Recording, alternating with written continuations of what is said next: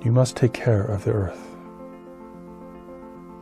It has been given to you to sustain you.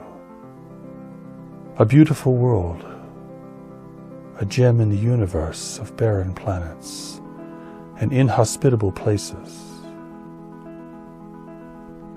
Humanity knows not of the wealth of this world, in contrast to the greater community of life, which surrounds you and of which you have always been a part. Take from this world, but give back to it. Clear its forests, but then replant them.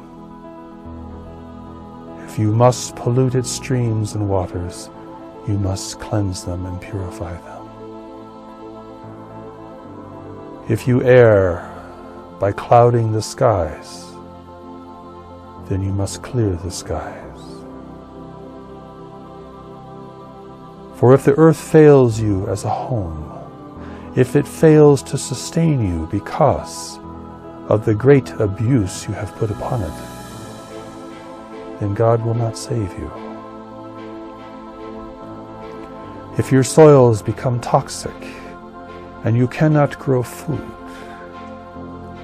and your people are in travail, God will not save you. For you have destroyed your home out of greed, out of arrogance, out of ignorance. You have destroyed the fertile lands and the pure air and the clean running waters of this world. You will not find these things in the universe around you, for they exist only in rare places, far, far away.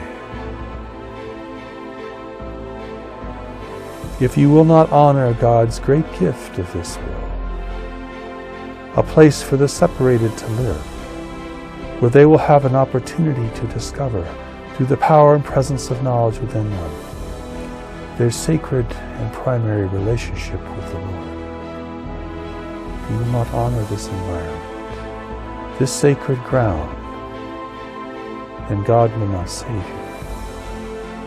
You must restore the world to have a future here. Heed this warning then.